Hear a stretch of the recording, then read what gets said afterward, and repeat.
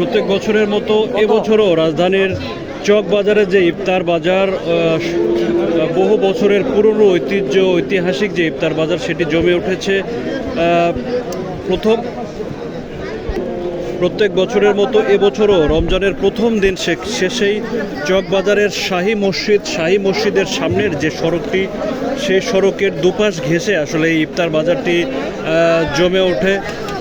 বছরের পর বছর এবং কয়েক যুগ ধরে এই ইফতার বাজারটি কিন্তু পরিচালিত হয়ে আসছে। দেশের রাজধানীর বিভিন্ন প্রান্ত থেকে মানুষ যেমন ছুটে আসে ইফতার করতে, ঠিক তেমনি দেশের বিভিন্ন প্রান্ত থেকেও কিন্তু ইফতার করতে এই বাজারে অনেকেই ছুটে আসে। মুখরোচক দেশীয় যত খাবার, সব ধরনের খাবারই কিন্তু এখানে পাওয়া যায়। আপনারা দেখতে পাচ্ছেন এখানে বিখ্যাত একটি এবং ভাইরাল একটি খাবার, বড় বাপের পোলায় খাই ঠোঙ্গা ভৈরা লয়ে যায়।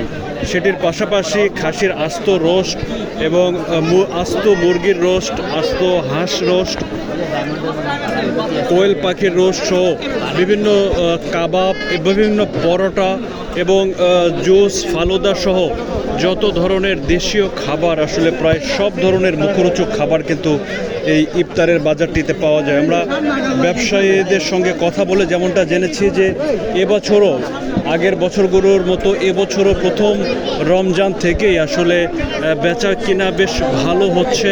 বিভিন্ন জায়গা থেকে মানুষ আসছেন এবং কিনছেন, খাবার কিনছেন, ইফতারি কিনছেন এবং ক্রেতা সাধারণ যারা আছেন তাদের সঙ্গে আমরা কথা বলেছি এবং যেমনটি জানতে পেরেছি তারাও বেশ সন্তুষ্ট দামের দিক থেকে এবং এই ইফতারের বাজারে এই পণ্যগুলো নিয়ে। আপনাদেরকে যেমনটি বললাম যে শাহী এই ইফতার বাজারের একটি ভাইরাল একটি আইটেম, সেটি হলো বড় বাপের পোলাই খায় ঠোঙ্গা ভৈরা লয়ে যায়। সেটি আমি ক্যামেরার সামনে ধরেছি।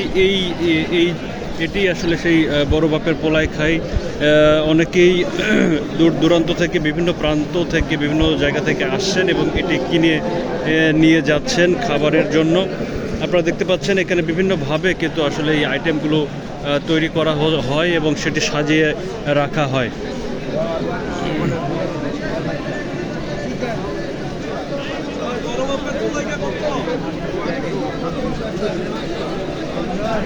চকবাজারের ইফতার বাজার থেকে আপনাদেরকে দেখানোর চেষ্টা করছি।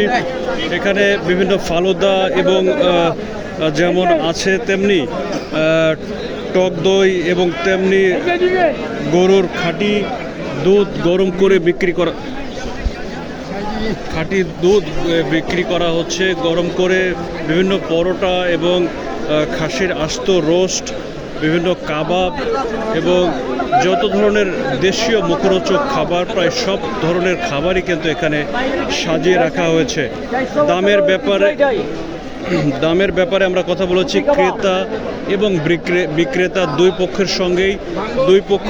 বিক্রেতাদের পক্ষ থেকে জানানো হয়েছে যে দাম অন্যান্য বছরের তুলনায় এবছর দাম বাড়ানো হয় নাই, একদমই স্বল্প পরিমাণ কিছু দাম বাড়ানো হয়েছে।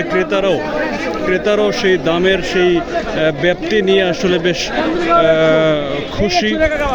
বিভিন্ন ধরনের আইটেম দেখা যাচ্ছে এখানে। কাবাব রাখা হয়েছে, বিভিন্ন ধরনের কাবাব এখানে সাজিয়ে রাখা হয়েছে। যেটি খাওয়া হবে এবং যেটি খেতে চাচ্ছেন, যেটি অর্ডার দিচ্ছেন সেটি বানিয়ে দেওয়া হচ্ছে। এখানে জিলাপি এবং